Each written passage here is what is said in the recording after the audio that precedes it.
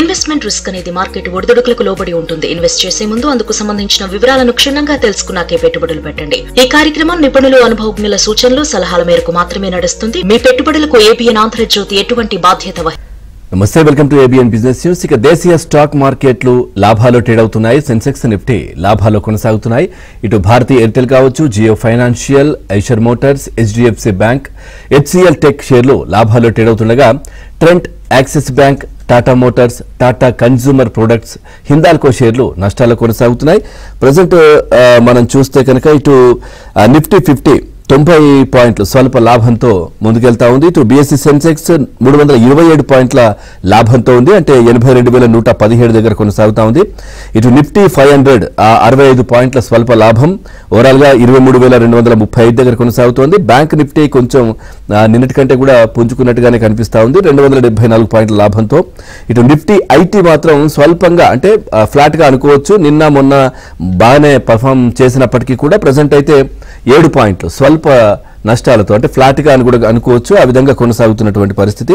So market కి సంబంధించి మీకు ఏదైనా డౌట్ ఉంటే స్క్రీన్ పైన కనిపిస్తున్న నంబర్ కి కాల్ చేయొచ్చు, లేదంటే కామెంట్ రూపంలో కూడా మీ డౌట్ అక్కడ రాస్తే మనతో పాటు సీనియర్ బిజినెస్ అనలిస్ట్ సుందర్ రాజా గారు స్టూడియోలో ఉన్నారు. వారిని అడిగి మీ సందేహాలు నివృత్తి చేసే ప్రయత్నం చేస్తాను. సార్ నమస్కారం. నమస్తే సార్, అంటే మనం 3 రోజులుగా మార్కెట్ మళ్ళీ బౌన్స్ బ్యాక్ అయినట్టుగా అనిపిస్తా ఉంది.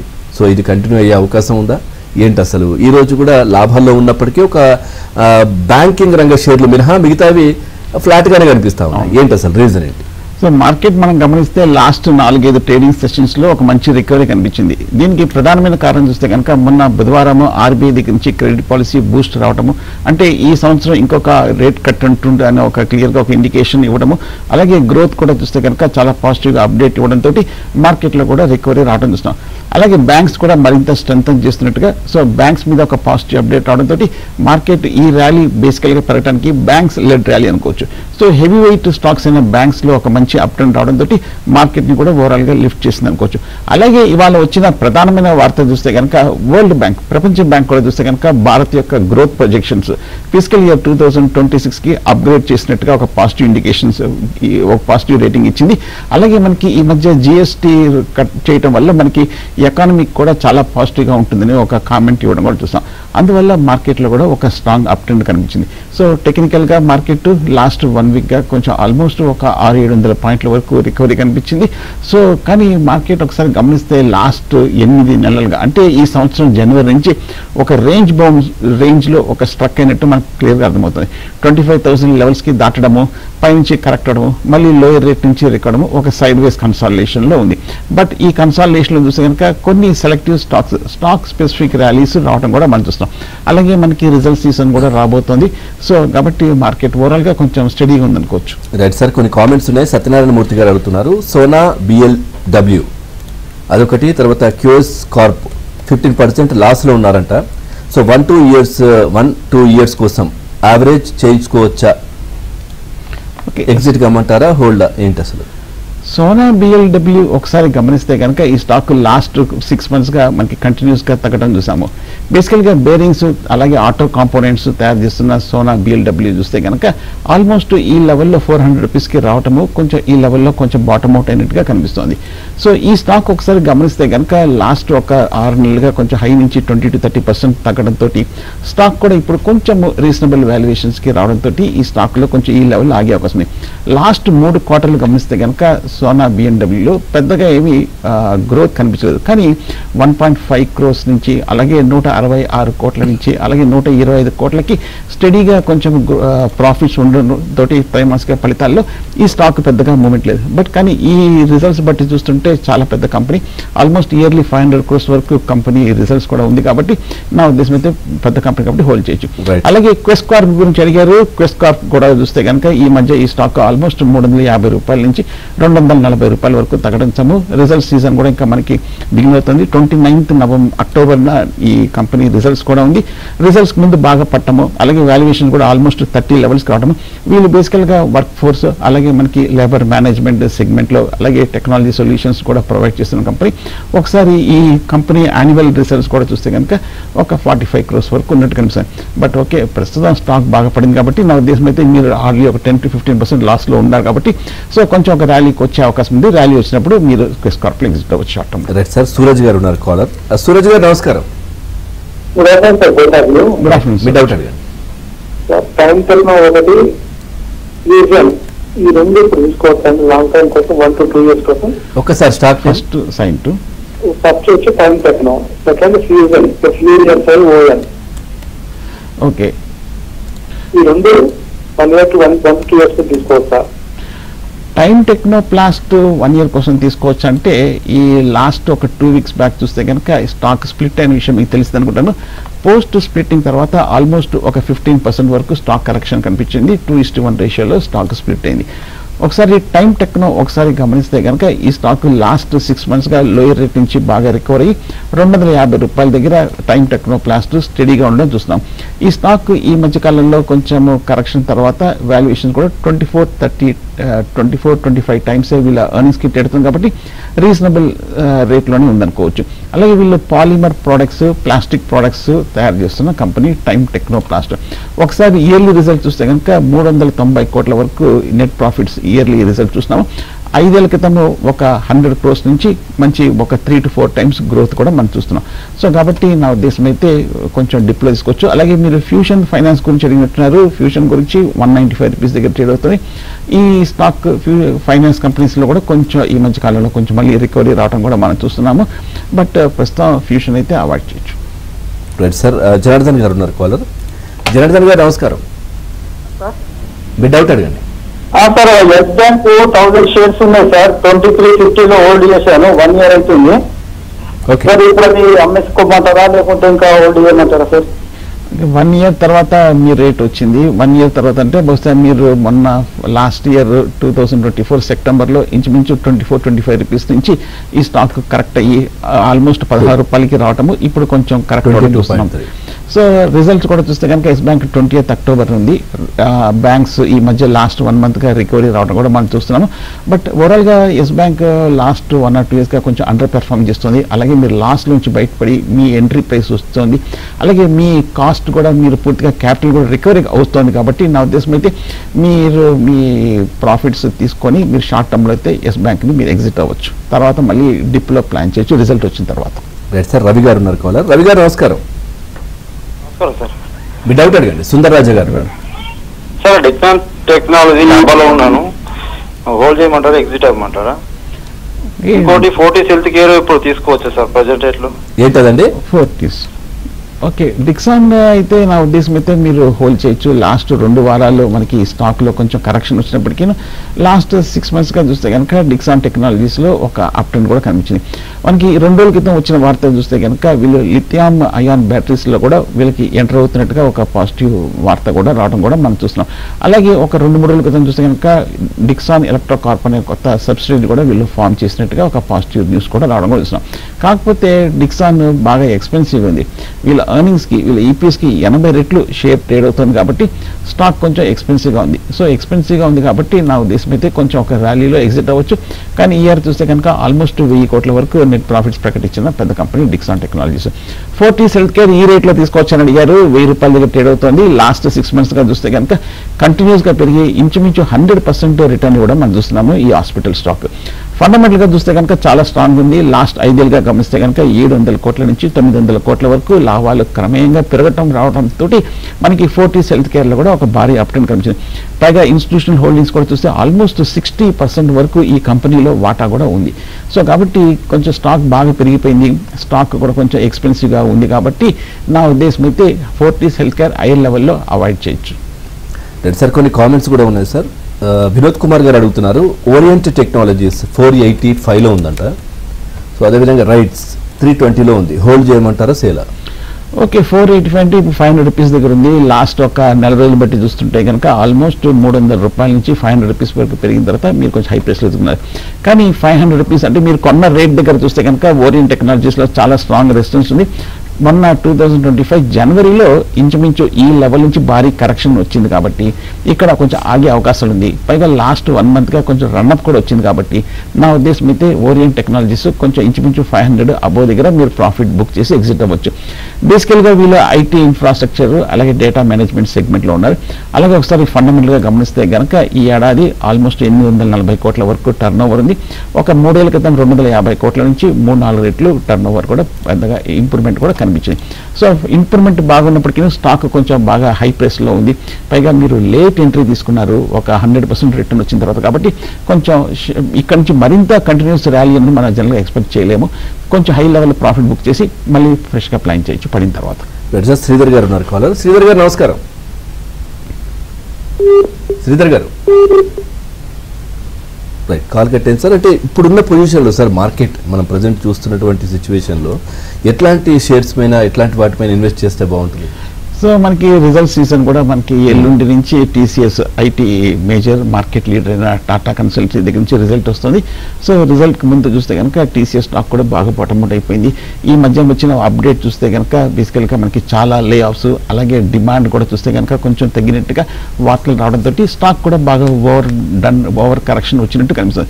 సో నేను అనుకుంటాము ఈ నెగటివ్ అప్డేట్స్ ఏదైతే ఉన్నాయో ఈ సెక్టర్కి వర్స్ట్ మనకి రియాక్షన్ కూడా పూర్తి అయిపోయింది. కాబట్టి ఫర్దర్గా ఇటువంటి ఒక న్యూస్ వచ్చినా కూడా స్టాక్స్లో పెద్దగా డౌన్ సైడ్ రియాక్షన్ రావట్లేదు. కాబట్టి బహుశా కొంచెం కాంట్రేరియన్ బెట్గా బహుశా ఆల్మోస్ట్ చాలా మంది అమ్మకాలు జరిపారు. కాబట్టి కొంచెం రిజల్ట్స్ ఏమాత్రం కొంచెం రేపు మనకి ఎల్లుండి టీసీఎస్ రిజల్ట్స్ బాగున్నా ఐటీలో కూడా కొంచెం ర్యాలీ వచ్చే అవకాశం ఉంది. సో బహుశా నేను అనుకోవటము కొంచెం రిజల్ట్ చూసి ఐటీ స్టాక్స్లో తీసుకోవటము, అలాగే కొంచెం డిఫెన్సివ్ బెట్ ఫార్మా కూడా కొంచెం ఈ మధ్యకాలంలో టారిఫ్ ఎఫెక్ట్ వల్ల బాగా తగ్గింది కాబట్టి కొంచెం ఫార్మా స్టాక్స్ని కూడా కన్సిడర్ చేయొచ్చు.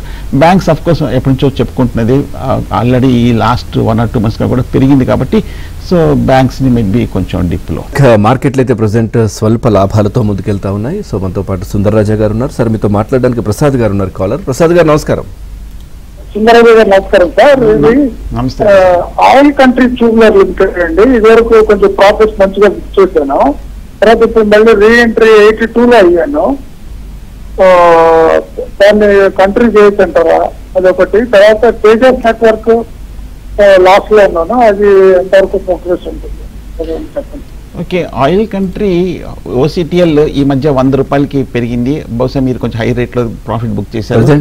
ఇప్పుడు 75-80 రూపీస్ దగ్గర ట్రేడ్ అవుతుంది. ఈ రేట్లో మళ్ళీ తీసుకున్నారు. నా ఉద్దేశం అయితే మీరు ప్రస్తుతం కంటిన్యూ చేయొచ్చు. ఎందుకంటే స్టాక్ ఒక లాస్ట్ 1 or 2 months 25% వరకు కరెక్షన్ రావటము, అలాగే 70-75 రూపీస్ దగ్గర కొంచెం స్ట్రాంగ్ సపోర్ట్ కూడా ఉంది. కాబట్టి ఆయిల్ కంట్రీ ట్యూబ్లర్ నా ఉద్దేశం అయితే ఈ లెవెల్లో హోల్డ్ చేయొచ్చు. ఎందుకంటే టెక్నికల్గా చూస్తే కనుక ఆల్మోస్ట్ 70 రూపీస్ దగ్గర కొంచెం బాటమ్ అవుట్ అయినట్టు కనిపిస్తుంది. కానీ మనకి లాస్ట్ ఒక 6 monthsగా చూస్తే కనుక సైడ్ వేస్ రేంజ్లో స్టాక్ ఉంది. కాబట్టి ఇప్పుడు మళ్ళీ 80-90-100 రూపీస్ వచ్చినప్పుడు మీరు ఓసిటిఎల్ మీరు ఎగ్జిట్ అవ్వచ్చు. అలాగే తేజాస్ నెట్వర్క్ గురించి అడిగారు. తేజాస్ కూడా ఒకసారి గమనిస్తే ఈ స్టాక్ కూడా బాగా అండర్ పెర్ఫార్మ్ చేసింది. లాస్ట్ 1 monthగా చూస్తే కనుక తేజాస్లో కూడా పెద్ద మూమెంట్ ఏం రాలేదు. సైడ్ వేస్ రేంజ్లో బాగా స్ట్రక్ అయినట్టు కూడా కనిపిస్తుంది. స్టాక్ కూడా కొంచెం బాగా డిసప్పాయింట్ అయినట్టు కనిపిస్తుంది స్టాక్ మూమెంట్ కూడా. పైగా ఈ స్టాక్ కూడా చూస్తే ఆల్మోస్ట్ వీళ్ళ ఎర్నింగ్స్కి 60 రెట్లు ట్రేడ్ అవుతుంది. కాబట్టి తేజాస్ కూడా కొంచెం ఎక్స్పెన్సివ్గా ఉంది. పైగా మొన్న రిజల్ట్స్ కూడా అంత బాగా రాలేదు కాబట్టి స్టాక్లో కూడా నెగిటివ్ రియాక్షన్ కనిపించింది.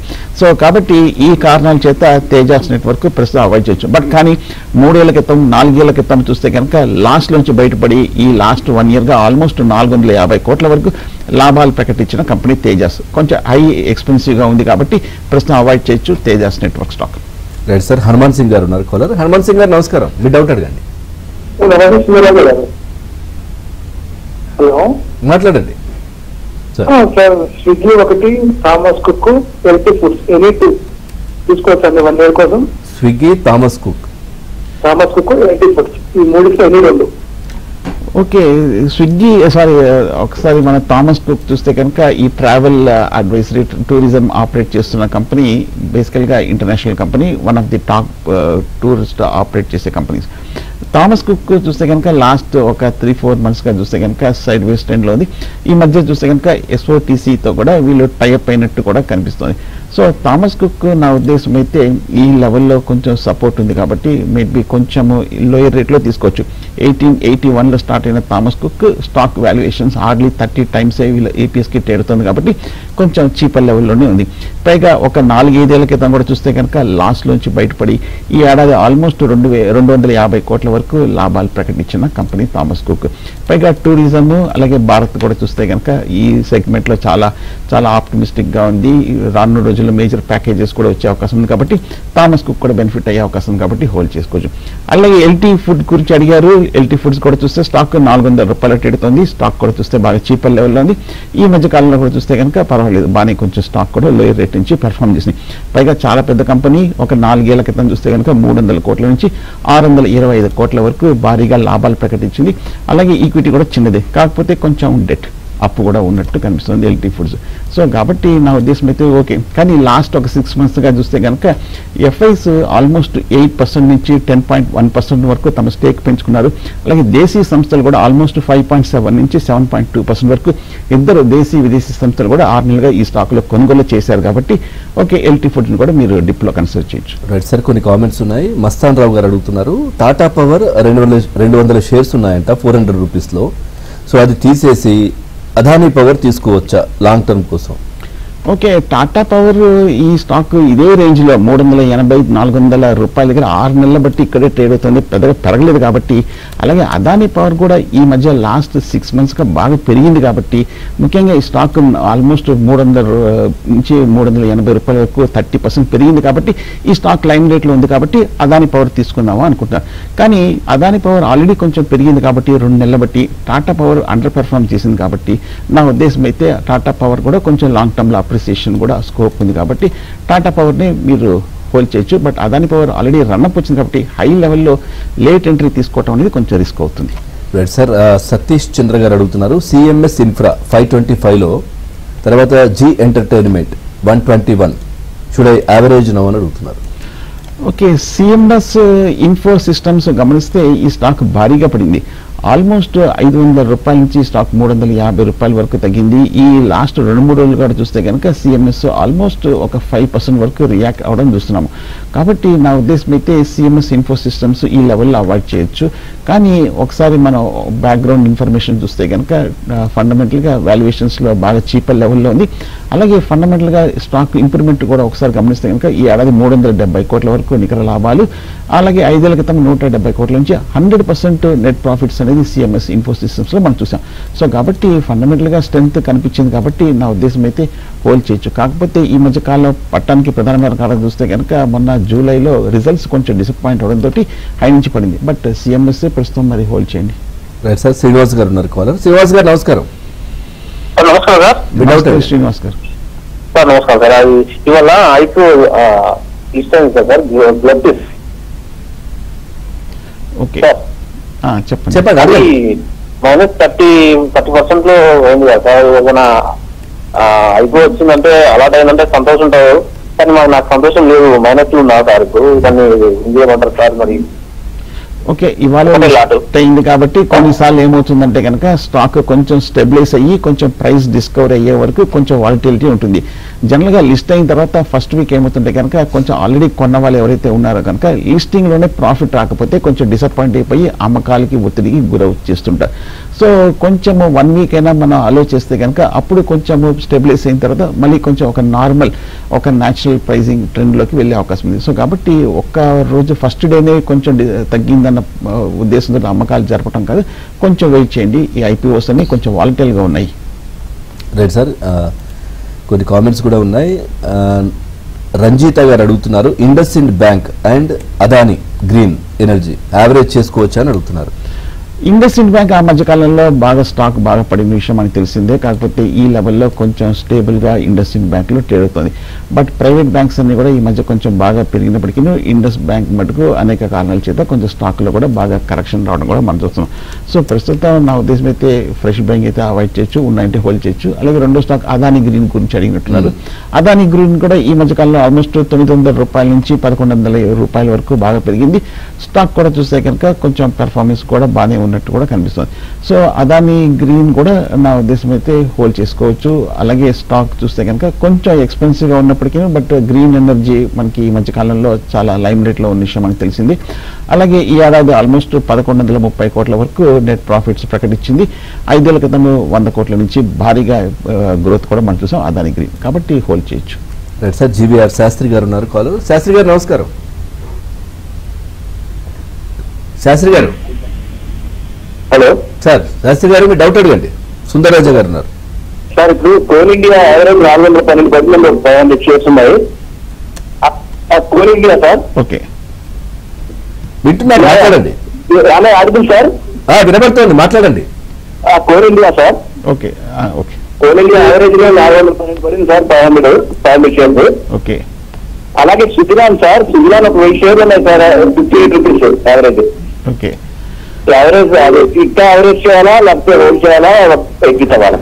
కోల్ ఇండియా మీరు హోల్డ్ చేయొచ్చు. ఈ లాస్ట్ 6 months గా ఏడాది కొంచెం అండర్ పెర్ఫార్మ్ చేసినప్పటికీ కోల్ ఇండియా ఈ లెవెల్లో ఆల్మోస్ట్ ఈ స్టాక్ 350 అలాగే 360 రూపాయల దగ్గర బాటమ్ అవుట్ అయినట్టు కనిపిస్తుంది.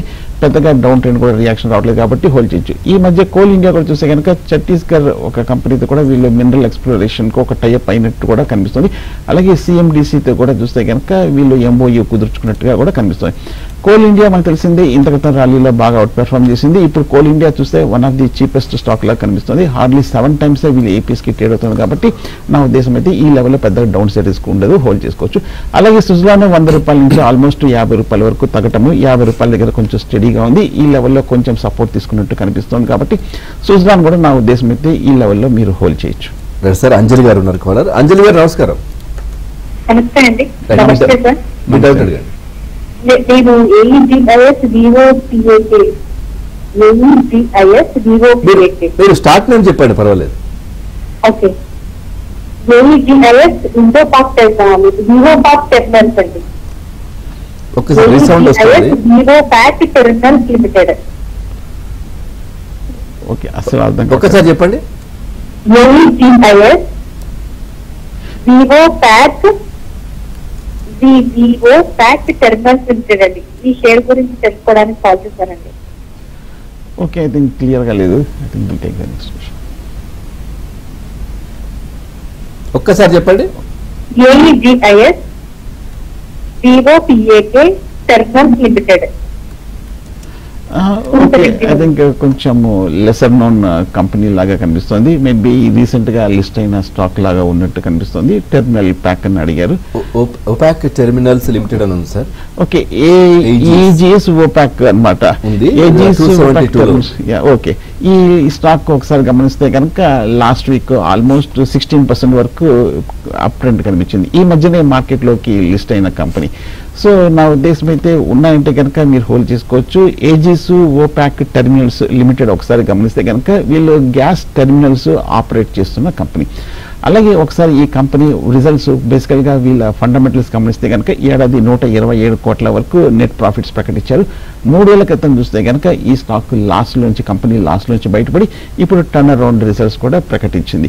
సో కాబట్టి గ్యాస్ సెగ్మెంట్ లో ఉన్నారు. స్టాక్ కూడా చూస్తే కనుక పర్వాలేదు, కొంచెం రీజనబుల్ వాల్యుయేషన్స్ లోనే ఉంది. కాబట్టి నా ఉద్దేశం అయితే ఏజిస్ ఓపాక్ టెర్మినల్స్ లిమిటెడ్ ని మీరు హోల్డ్ చేయొచ్చు. సార్ శ్రీనివాస్ గారు ఉన్నారు. శ్రీనివాస్ గారు నమస్కారం. నమస్కారం అండి. మీ డౌట్ అడగండి. సార్, బ్రిటానియా ఇప్పుడు తీసుకోవచ్చండి? బ్రిటానియా గురించి అడిగినట్టున్నారు. బ్రిటానియా ఇండస్ట్రీస్ నా ఉద్దేశం అయితే ఈ లెవెల్లో తీసుకోవచ్చు. అంటే లాస్ట్ ఒక 6 months గా గమనిస్తే కనుక ఈ ఎఫ్ఎంసీజీ కంపెనీ బాగానే పెర్ఫార్మ్ చేసింది. ఫుడ్ కన్సంప్షన్ లో ఉన్న ఈ బ్రిటానియా మనకు తెలిసిన స్టాకే. సో ఈ మధ్య ఆల్మోస్ట్ 6,000 రూపాయల వరకు 4,000 రూపాయల నుంచి పెరిగింది. సో కానీ పెద్దగా కరెక్షన్ రాలేదు, కాబట్టి నేను అనుకోవటము ఇంకా కొంచెం కరెక్షన్ డ్యూ ఉన్నట్టు కనిపిస్తుంది. అలాగే బ్రిటానియా ఒకసారి గమనిస్తే కనుక స్టాక్ కూడా ఫండమెంటల్ గా ఆల్మోస్ట్ 65 times ట్రేడ్ అవుతుంది, కాబట్టి కొంచెం ఎక్స్పెన్సివ్ ఉంది. 1892లో స్టార్ట్ అయిన బ్రిటానియా ప్రొడక్షన్ మనకు తెలిసిందే. Tiger biscuits, Nutri choice, milk Bikis, good day, ఇవన్నీ కూడా డైరీ ప్రోడక్ట్స్ తయారు చేస్తున్న పెద్ద కంపెనీ బ్రిటానియా ఇండస్ట్రీస్. సో కొంచెం లాంగ్ టర్మ్ కోసం ఒక చిన్న డిప్ లో తీసుకోవచ్చు. ఈ ఏడాది మనకు తెలిసిందే బ్రిటానియా ఆల్మోస్ట్ 2,200 కోట్ల వరకు నెట్ ప్రాఫిట్స్ ప్రకటించిన పెద్ద company Britannia. Right sir, thank you Sundara Raju గారు. మార్కెట్ సంబంధించిన చక్కటి విశ్లేషణ అందించారు. Thank you very much. ఇది వాళ్ళ ఏబిఎన్ బిజినెస్ న్యూస్ తాజా